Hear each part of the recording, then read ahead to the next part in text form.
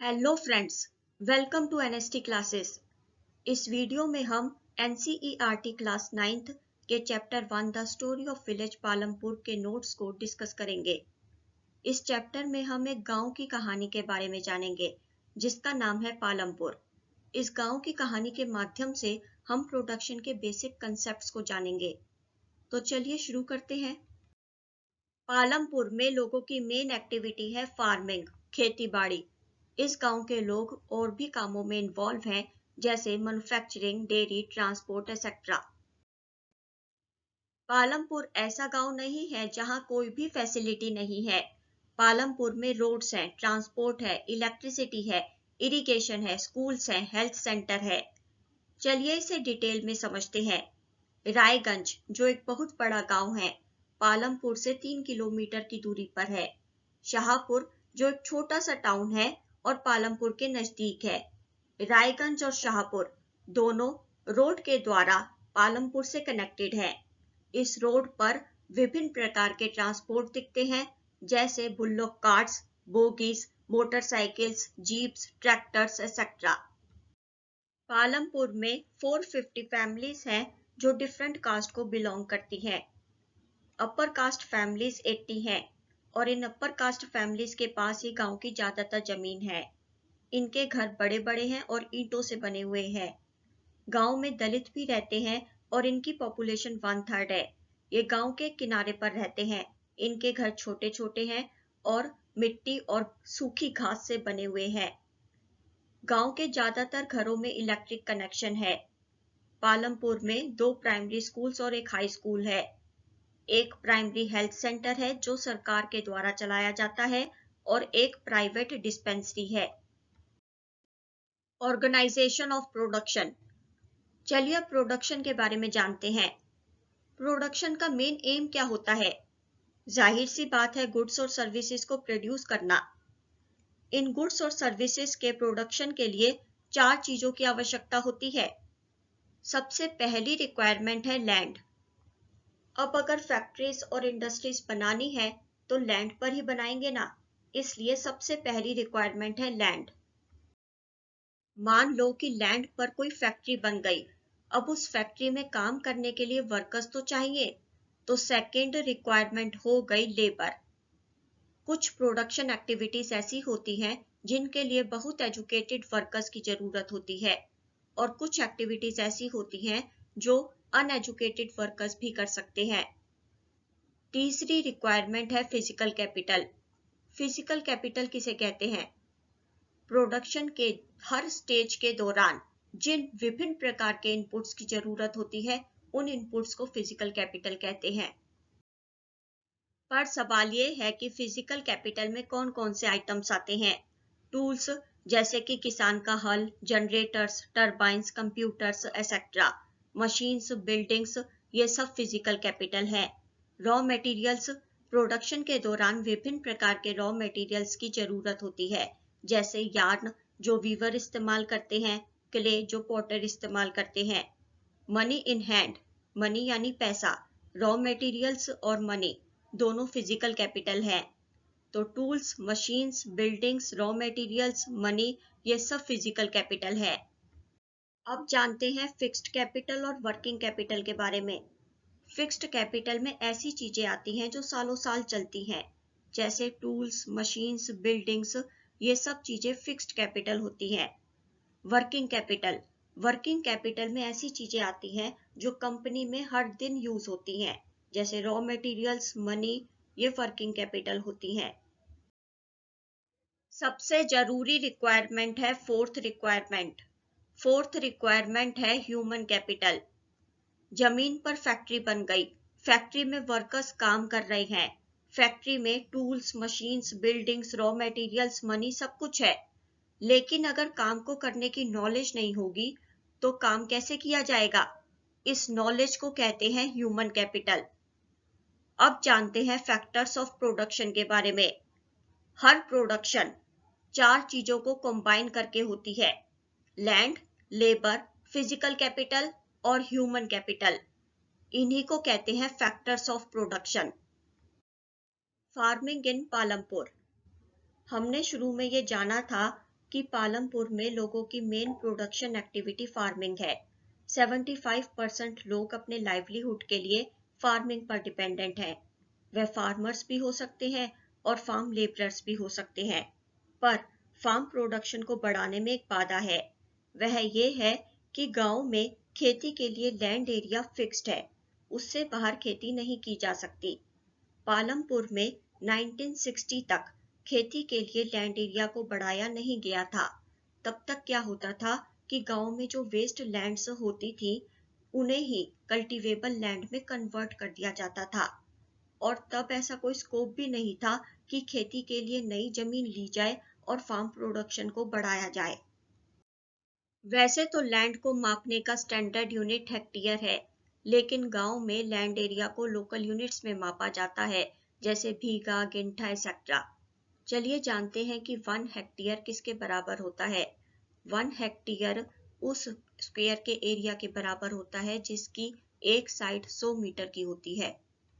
चलिए अब जानते हैं कि क्या कोई ऐसा तरीका है कि सेम लैंड पर एक से ज्यादा क्रॉप्स उगाए जा सके। पालमपुर में जिस तरह के क्रॉप्स उगाए जाते हैं और जिस तरह की फैसिलिटीज वहां अवेलेबल है, उससे ऐसा लगता है कि पालमपुर उत्तर प्रदेश के वेस्टर्न पार्ट के एक गांव से बिल्कुल मिलता जुलता है। पालमपुर में ज्यादातर जमीन पर खेती की जाती है। बारिश के मौसम के दौरान किसान खरीफ क्रॉप्स उगाते हैं, जैसे ज्वार, बाजरा। ये प्लांट्स पशुओं के चारे के रूप में इस्तेमाल किए जाते हैं। अक्टूबर और दिसंबर में किसान पोटैटो की खेती करते हैं। इन द विंटर सीजन, सर्दियों में किसान राबी क्रॉप्स उगाते हैं, जैसे कि वीट। किसान ज्यादातर वीट अपनी फैमिली के लिए रख लेते हैं और जो बच जाता है उसे रायगंज में जाकर मार्केट में बेच देते हैं।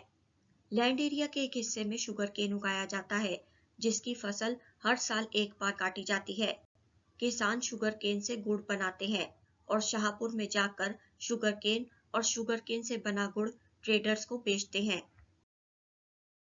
पालमपुर में किसान हर साल 3 अलग-अलग क्रॉप्स उगा सकते हैं, पर वह ऐसा किस वजह से कर पा रहे हैं? Well developed system of irrigation. Palampur में इरिगेशन का सिस्टम बहुत अच्छा है। वह ऐसा इस वजह से कर पा रहे हैं। पालमपुर में इलेक्ट्रिसिटी है और इलेक्ट्रिसिटी की वजह से इरिगेशन का पूरा सिस्टम बदल गया है। किसान पर्सियन व्हील्स का भी इस्तेमाल करते हैं, कुएं से पानी निकालने के लिए, छोटे छोटे खेतों की सिंचाई करने के लिए। पर फार्मर्स ने देखा कि इलेक्ट्रिक ट्यूब वेल्स से ज्यादा जमीन की सिंचाई जल्दी हो रही है, इसलिए किसानों ने इलेक्ट्रिक ट्यूब वेल्स का इस्तेमाल करना शुरू किया। शुरू में तो गांव में ट्यूब वेल्स सरकार ने लगवाए, लेकिन बाद में फार्मर्स ने प्राइवेट ट्यूब वेल्स सेटअप करने शुरू किए। इसका रिजल्ट क्या हुआ?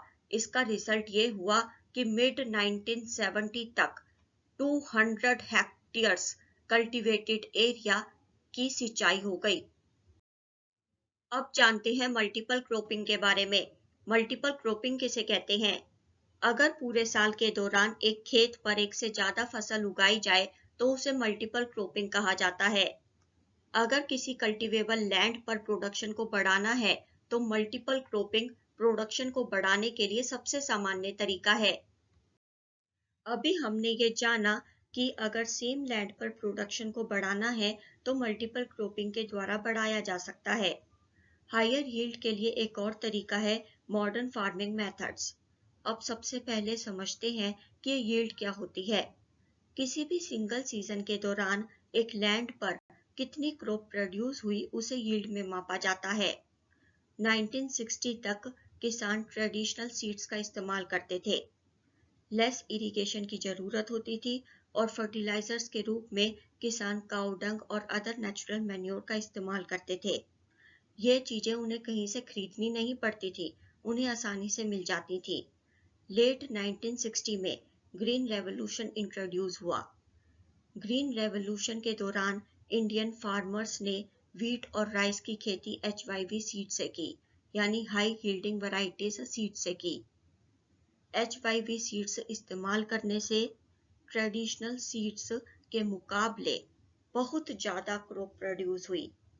लेकिन अगर बेस्ट रिजल्ट्स पाना है HYV सीड्स से अगर बेस्ट रिजल्ट पाना है तो कुछ चीजों का कॉम्बिनेशन की जरूरत होती थी, जैसे HYV seeds, irrigation, chemical fertilisers, pesticides और बहुत ज्यादा पानी भी लगता था।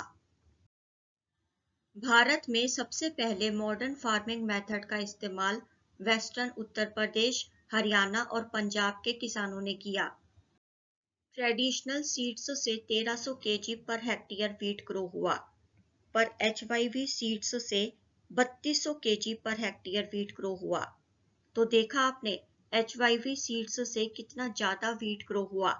अब फार्मर्स मार्केट में ज्यादा गेहूं बेच पाएंगे। अब हम जानते हैं, विल द लैंड सस्टेन, क्या जमीन सही रहेगी या नहीं। दोस्तों, हमें नेचुरल रिसोर्सेज का इस्तेमाल बहुत सावधानी से करना चाहिए। लैंड भी एक नेचुरल रिसोर्स है, इसका भी इस्तेमाल हमें बहुत सावधानी से करना चाहिए। ग्रीन रेवोल्यूशन के दौरान HYV सीड्स का उपयोग हुआ, बहुत ज्यादा क्रॉप प्रोड्यूस हुआ, बहुत अच्छी बात है, लेकिन नेचुरल रिसोर्सेज का इस्तेमाल बहुत ज्यादा हुआ, पानी का इस्तेमाल बहुत ज्यादा हुआ, केमिकल फर्टिलाइजर्स का उपयोग बहुत ज्यादा हुआ, जिसकी वजह से सॉइल फर्टिलिटी को नुकसान हुआ। ट्यूबवेल इरिगेशन के लिए ग्राउंड वाटर का बहुत ज्यादा इस्तेमाल हुआ, जिस वजह से वाटर टेबल ग्राउंड के बिल्कुल नीचे चला गया।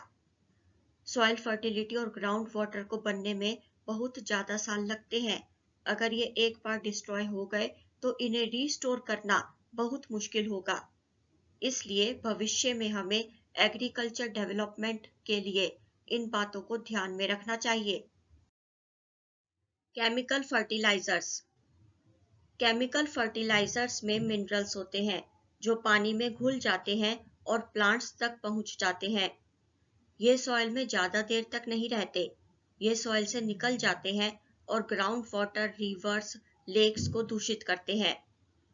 सॉइल में जो बैक्टीरिया और अदर माइक्रो ऑर्गेनिजम्स होते हैं, केमिकल फर्टिलाइजर्स उन्हें मार देता है। इसका मतलब ये कि केमिकल फर्टिलाइजर्स के यूज से सॉइल की फर्टिलिटी कम हो जाती है। देश में सबसे ज्यादा केमिकल फर्टिलाइजर्स का इस्तेमाल पंजाब करता है। केमिकल फर्टिलाइजर्स के लगातार इस्तेमाल की वजह से सॉइल खराब हो जाती है। अगर आपको वीडियो अच्छी लगी हो तो वीडियो को लाइक करें और शेयर करें, अपने विचार कमेंट करके बताएं। चैनल को सब्सक्राइब जरूर करें और सब्सक्राइब करने के साथ नोटिफिकेशन बेल को प्रेस करके ऑल पर क्लिक करें। See you in the next video, till then good bye. Thank you so much, thanks for watching.